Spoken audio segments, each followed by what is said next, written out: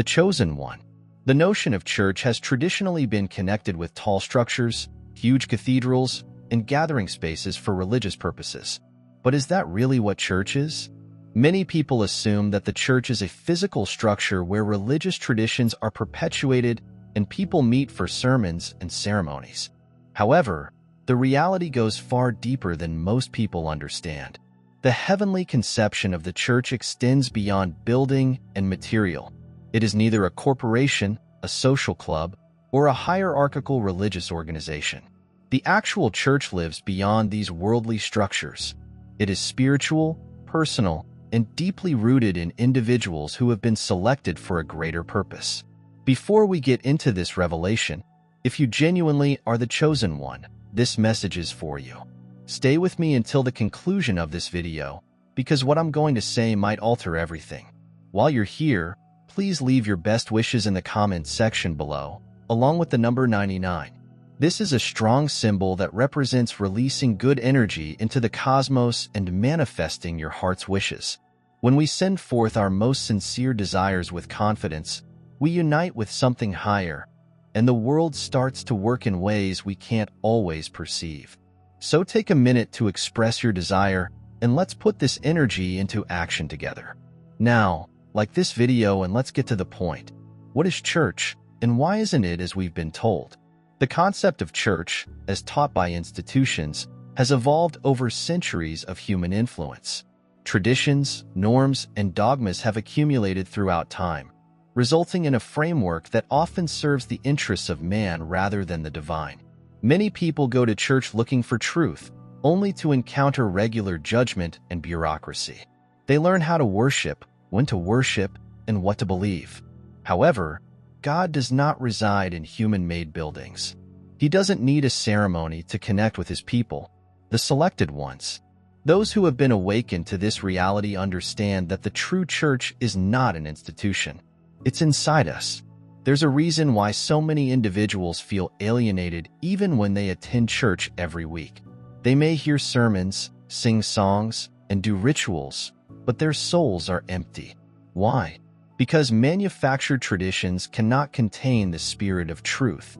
The divine presence does not follow human timetables or religious programming. It travels freely, reaching out to anyone willing to listen. Prepare to awaken from the misconception that church is a physical location rather than a living, breathing, spiritual being. Think about it. How many individuals go to services out of duty rather than true spiritual hunger? How many people go through the motions, thinking that just being in a building brings them closer to God? However, the selected ones recognize that the genuine church exists wherever their spirit coincides with divine truth. It is not about membership, religious leaders' approbation, or adhering to a set of institutionalized norms. It is about knowing without a doubt that you are linked to something more than any religion institution can provide. Many people who begin to see beyond this illusion encounter rejection. They challenge the system, and as a result, they are rejected as rebellious and lost. However, it was discovered that they can walk. This is not an easy journey, but it is important. The truth was never intended to be trapped inside walls, never intended to be dominated by males seeking power via luxury and wealth. The genuine church has always been a spiritual movement, a meeting of individuals whose souls are filled with the fire of revelation. It is not an institution, it's a calling. Some would object to this message, arguing that church is a location rather than a community. They will appeal to history, tradition, and centuries-old architecture. But time does not make anything true. The selected ones have always been called out, set aside, designed to follow a separate path. If you sense this stirring inside you, you know you are not alone. You are being called to something more than what the world has shown you, beyond the illusions of organized religion. The system doesn't want you to know this. When you comprehend that the genuine church resides inside, you are no longer subject to religious organizations' authority. You no longer need men's permission to pursue the divine. You don't have to be in a specific structure to feel the presence of something larger. You carry it inside yourself.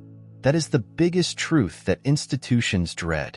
The deceit has been great, But the waking is even stronger. More and more people are seeing through the deception, recognizing that the buildings erected in God's name are sometimes the precise things that prevent people from actually experiencing Him. The selected ones are those who hear and react to the truth. Those who are not scared to break free from tradition in order to walk in revelation. They understand that true religion is not about belonging to an organization, but about living in harmony with the divine wherever they are, whomever they are. Let us promote faith, hope, and love, bringing light not just into our own lives, but also to those who need it the most. Your donation provides a source of inspiration and healing for many individuals. You may be questioning whether the church isn't as we've been taught. So what shall we do? The solution is straightforward. Seek the truth, above tradition, spirit, above the structure. Connection trumps conformity. Let go of the demand for external affirmation and believe that the holy exists in peaceful moments of deep knowledge rather than rituals.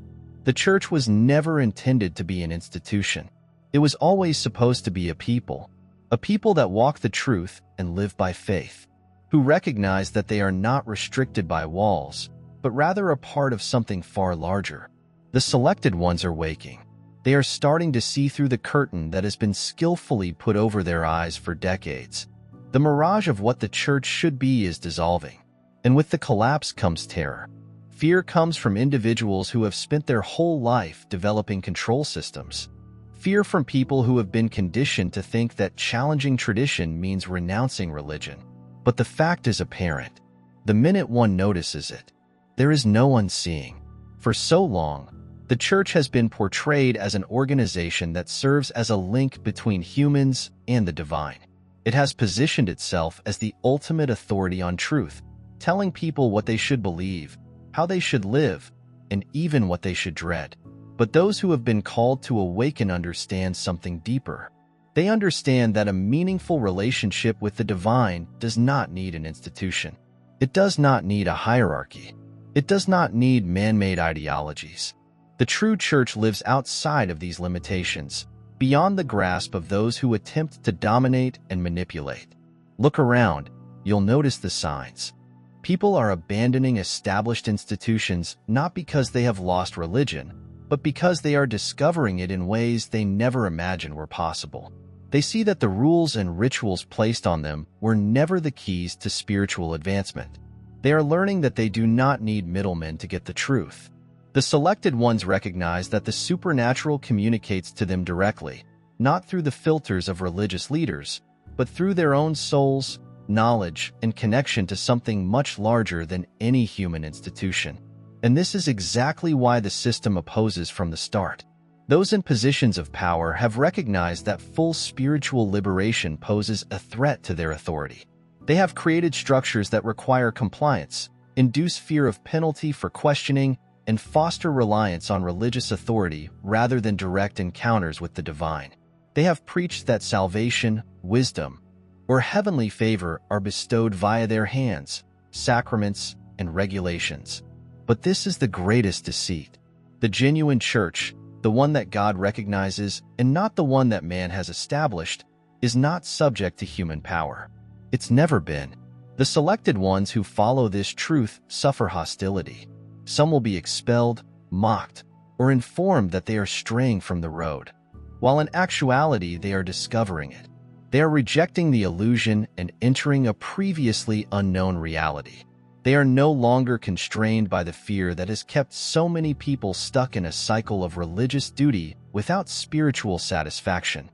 Here is the challenge. Can you bear the weight of this truth? Because once you move beyond the illusion, you will notice things that others do not. You'll notice how profound the lie is. How many individuals have committed their life to a system that was never about the divine, but rather control. You will learn how history has been distorted to perpetuate myths that keep individuals reliant on religious organizations rather than their own spiritual development.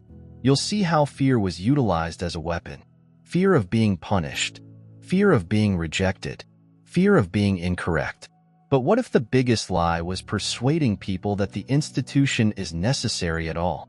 The actual church is not a location. It's a movement. It is not about titles, leadership positions, or elaborate structures.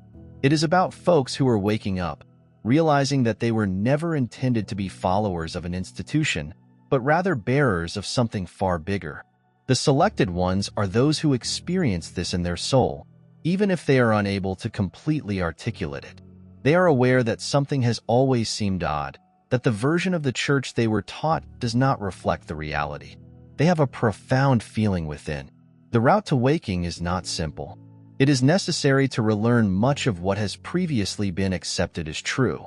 It means acknowledging that some of the most hallowed traditions were never intended to bring people closer to the divine. However, they must remain tied to a control system. It necessitates questioning, searching, and eventually faith that the truth, if discovered, will be sufficient. Many people who take this route first feel alone. They feel the weight of deviating from the established standards. They may even doubt themselves, wondering whether they are wrong for rejecting what they have been taught for so long. However, the truth has a way of confirming itself. The more one searches, the clearer everything becomes. And the divine does not abandon those who are looking in the dark. Those who are intended to awaken will be led each step of the way. The institution's opposition will be fierce. The system has flourished for millennia by keeping people under its control. It will use fear, humiliation, and manipulation to draw you back in. It will indicate that you are lost without it, that you need its coverage, protection, and power. But this is the final test. Will you choose for the comfort of familiarity, or will you go into the unknown, into the reality that awaits you? People who awaken are not alone. People all throughout the globe are seeing this transition. They are recognizing that they were never intended to be constrained by religious systems that prioritize conformity above comprehension. They are discovering that the holy is not found in institutions, but rather in every instant, breath, and revelation that occurs when the mind and soul are open. This is why the selected ones are a threat to the system. They cannot be controlled. They don't need permission to pursue the truth. They are not afraid of rejection because they have already discovered what is genuine. They have become the church, not as the world perceives it, but as God has always meant. And this is the start of genuine freedom. The selected ones are approaching real independence. But with freedom comes responsibility. To walk in truth involves leaving behind illusions that previously seemed familiar. It entails unlearning customs that were never intended to be law. It requires breaking away from the comfy falsehoods that have kept so many people tied to a system that does not serve the divine but rather serves itself. But as the awareness grows, so does the resistance. The system is intended to protect individuals from discovering that they never required it in the first place. So it fights back. It does not do so with swords or outright threats. It does it with dread, shame, and the weight of tradition bearing down on those who dare to see beyond it. The selected ones have always been apart. They have consistently been misconstrued. History has shown that when individuals begin to walk in authentic revelation, they become targets. They are labeled as heretics, rebels, and duped. The institution has always feared those who defy its authority, because once a person is free of its hold, they can never be brought back in the same manner again. This is why the path becomes arduous when the selected ones begin to awaken. They risk rejection not just from the institution, but also from those who remain stuck inside it. Friends, family, and even those who previously stood by their side in faith will now see them as strangers. They will claim that they have lost their path, that they have been misled. But the reality is, they are the ones who have discovered the road. What many people fail to see is that the chosen ones do not reject religion. They accept it in its purest form. They do not turn away from the divine. They sprint toward it, free of the bands that had previously bound them. However, the system cannot allow this since an awakened individual is harmful. They cannot be controlled. They cannot be influenced. They cannot be compelled to comply. So the system continues to function as it always has. It attempts to quiet them. However, the truth cannot be hushed. The selected ones who walk in this insight recognize that they were never intended to be followers of an institution. They were designed to be truth-bearers, carriers of light, living, live examples of what it means to be free and spiritual. They don't need a place to worship. They don't need a guide to prescribe their beliefs. They do not need a set of guidelines to help them connect with the divine. They walk in truth because they are the truth. However, the conflict is not limited to the outside. It's internal. The most difficult aspect of waking is confronting one's own doubts rather than suffering rejection from others. There may be instances when you wonder whether breaking away from convention was the correct decision. The system's brainwashing is deeply ingrained, and even those who have seen the truth may sometimes hear the echo of old worries, the murmurs of what if. But deep inside, the selected ones know. They may sense it in their soul. They know that their anguish comes not from being lost, but from removing the layers of falsehood that have enveloped them for so long. Growth is painful. Transformation is upsetting, but freedom is worth it. The system will continue to attempt to entice them back. It will provide comfort, security, and familiarity with previous ideas. It will attempt to persuade them that they cannot travel this journey alone. However, they were never really alone in the first place. The divine has always been with them, guiding, calling, and guiding them to something higher. And here is where the true change occurs. When the chosen one truly embraces this reality, they no longer seek affirmation from the institution. They no longer seek approbation from those who remain sleeping. They no longer need permission to pursue their vocation. They become unstoppable, unshakable. They are unwavering in their religion. This is why the establishment fears them. Someone who is genuinely free cannot be controlled. They cannot be influenced via fear. They cannot be bound by regulations that were not intended for them. They don't live with remorse or shame. They do not walk in doubt. They do not rely on men's praise to determine if they are living in truth. So the institution will fight even harder. It will alter the story. It will state that those who leave are lost, that they are duped, that they are in danger. It will utilize scripture, dogma, and tradition to attempt to entice people back in. However, the selected ones will see through the deception. They will identify fear-based approaches for what they are, because once seen, the truth cannot be hidden. And this is just the beginning. The awakening is spreading. More and more individuals are feeling a tug, indicating that something is wrong, questioning what they have always been taught. They are starting to perceive flaws in the institution's basis. They are discovering that they were never supposed to obey the system, but rather the truth. And when enough people wake up, the system will crumble under the weight of its own falsehood. The selected ones are rising. However, the war is far from done. In reality, this is merely the beginning. Awakening does not occur at a single instant. It's a process, a journey, and a metamorphosis that happens layer by layer. The deeper one explores, the more they discover.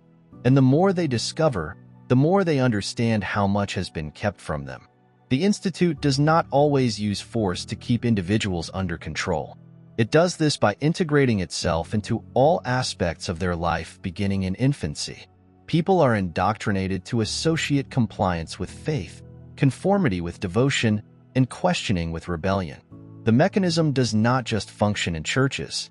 It acts in the brains of individuals who have been trained to accept things without inquiry. This is why it is so difficult to break free, even when the selected ones see the deceit. They must still address the programming that has been instilled in them from birth. They must relearn years, if not decades, of belief systems meant to keep people spiritually dependent. They must confront the worries that have been created in their hearts. Fear of being incorrect, fear of being alone, the dread of losing their position in the world. However, they were never intended to fit into the world. They were never supposed to take comfort in the deception. They were always supposed to look beyond it, to walk out of it, to choose an alternative route. And the route is not easy. The selected ones will be tested the minute they leave the facility. They will feel the impact of its absence. It's like walking out of a busy room and into the stillness of an open field. For others, the quiet is scary. The framework that formerly guided their every step has vanished. Now they must learn to walk on their own. No one tells them when to worship, how to pray, or what they should believe. And here is where many people stumble. The institution has taught individuals to rely on it for their relationship to the divine. Without it, many people feel lost, alienated, and insecure. This is the last exam.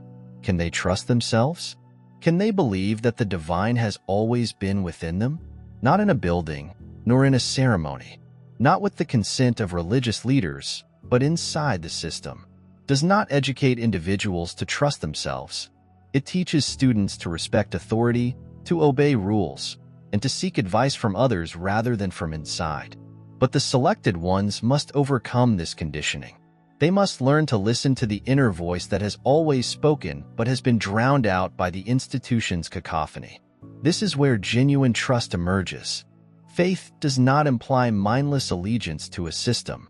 It is about feeling deep inside oneself that they are on the correct road, even if it is challenging.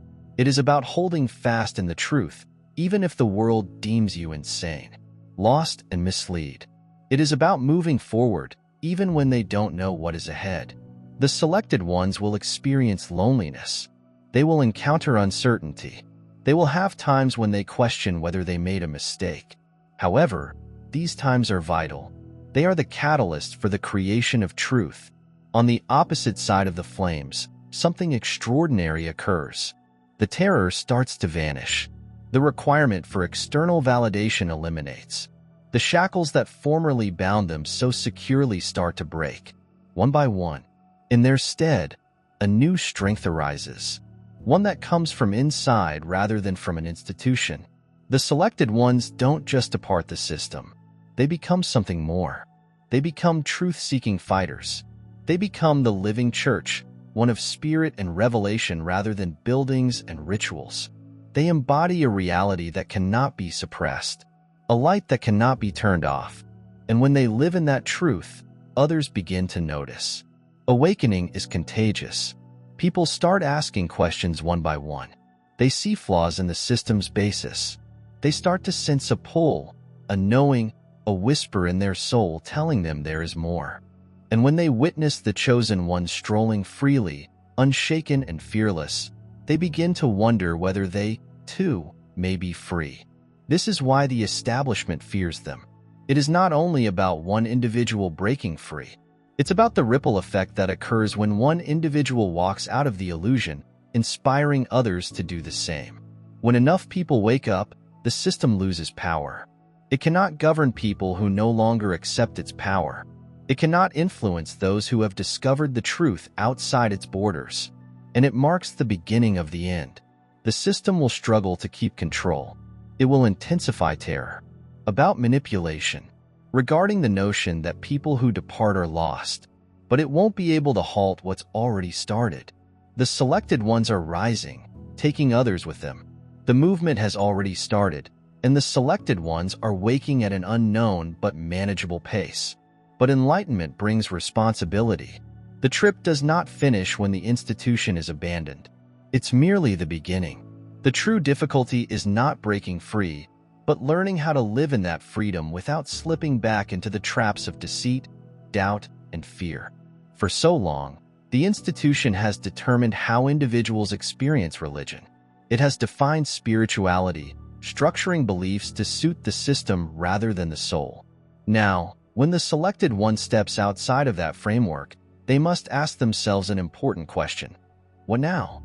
Many people suffer when the structure, rituals, and norms are gone. Nothing remains except the naked, unadulterated perception of reality. And for some, the reality is overpowering. It seems foreign, even scary. The institution had always offered a feeling of security, with clear standards for what was right and wrong. Without it, many people feel vulnerable, uncertain, as if they were treading on unstable ground. This is the actual battleground, not in the physical world, but in the imagination. The selected ones must develop a new level of self-trust. They must learn to listen to the spiritual presence that has always spoken inside them, rather than the voices of religious leaders or the system's demands. This is the most difficult aspect since the establishment has taught individuals to mistrust their own spiritual senses. It has informed them that they need a mediator, an authoritative figure, and an external source of validation. But the fact is that the supernatural does not communicate via institutions. It communicates via experience, wisdom, and the indisputable knowledge that exists inside. But this degree of trust is difficult to build. Many will be tempted to replace the old system with a new one. They will seek out new institutions, professors, and organizations that provide the same level of protection as previously. They'll exchange one set of rules for another, one hierarchy for another, and one illusion for another. However, this is not the path of the selected ones. True awakening does not imply finding another system to follow. It entails moving beyond systems entirely. It entails accepting the uncertainty, discomfort, and unfamiliarity of pursuing a road that is not predetermined by men but is revealed by experience. It entails recognizing that not everything will be obvious and that not all answers will be provided quickly. However, faith is based on trust rather than assurance. This explains why so many people who leave the institution feel adrift. They were never trained to live in faith without framework. They were never taught to trust themselves, to listen to their own souls, or to pursue truth fearlessly. The selected ones must break free, not simply from the institution itself, but also from the worldview it instilled in them. And this does not happen overnight. There will be times of doubt, uncertainty, and terror. The previous programming will attempt to reestablish itself. The voices from the past will resound in the head, saying that leaving was a mistake. They seem to be walking aimlessly, that they are alone. But this is a delusion. The selected people are never alone. Even in the stillness, the ambiguity, and the times when nothing makes sense, the divine remains there. The link has never been severed. It was never founded on an institution, ceremonies, or customs. It has always been around, ready to be discovered and welcomed in its purest form. Once this awareness sinks in, everything changes. Faith becomes genuine, intimate, and unshakable by external influences. The requirement for permission vanishes. The dread of being incorrect diminishes. The urge to comply evaporates. The selected ones no longer seek solutions from others. They locate them inside. And this is the ultimate step of waking. When a person fully realizes that they are linked to the divine and do not need an organization to legitimize their religion, they are free to search, question, and develop without fear. That is when they become untouchable.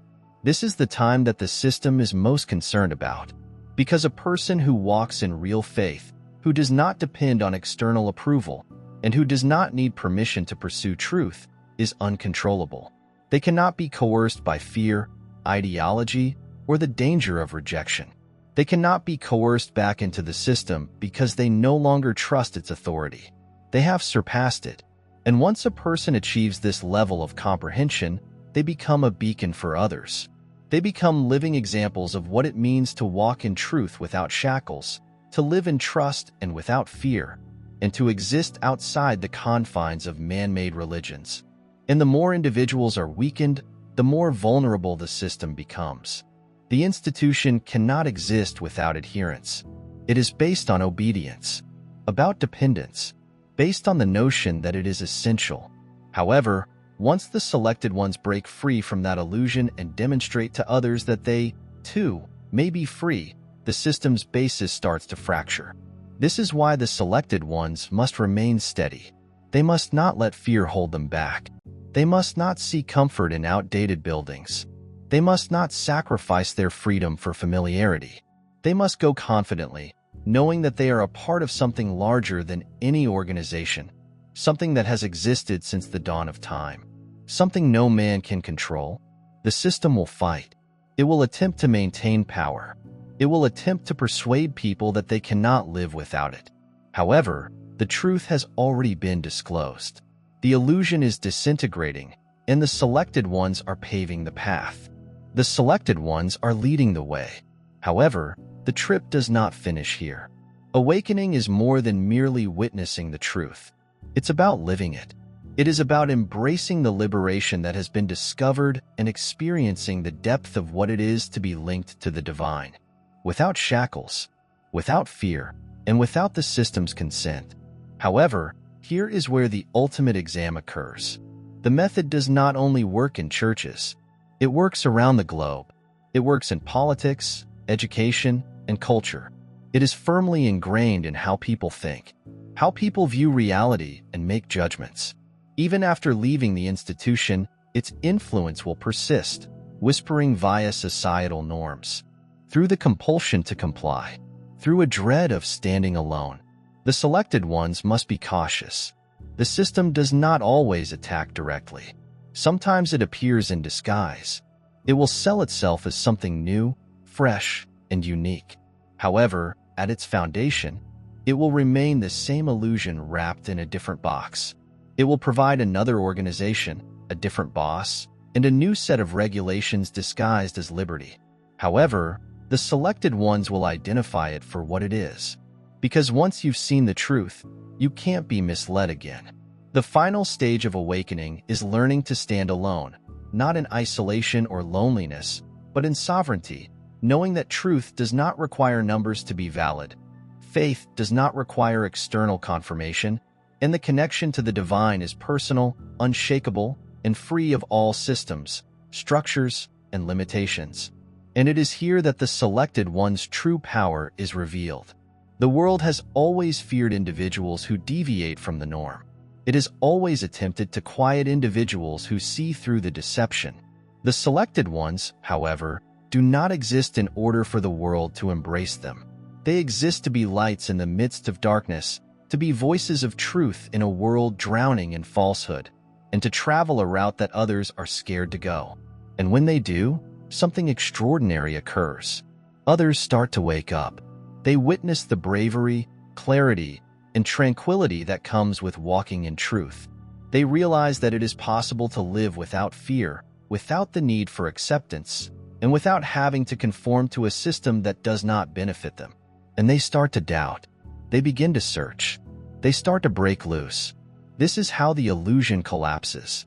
Not everything at once, but one by one, the selected ones stand up and refuse to be shackled. The system will attempt to adjust. It will attempt to remake itself, rebrand itself, and devise new strategies to keep power. But its days are numbered. The awakening cannot be halted. The truth cannot be buried forever. And once individuals learn to see, they will never be blind again. This is why the selected ones must remain steady. They will be tested. They will be tempted to retreat to the familiar, to seek solace in old ideas, and to question themselves when the world judges them wrong. But they must remember that what they have seen is true. What they have felt is correct. The divine does not bring people out of their illusions and then abandon them. The journey may not always be easy, but it is worthwhile.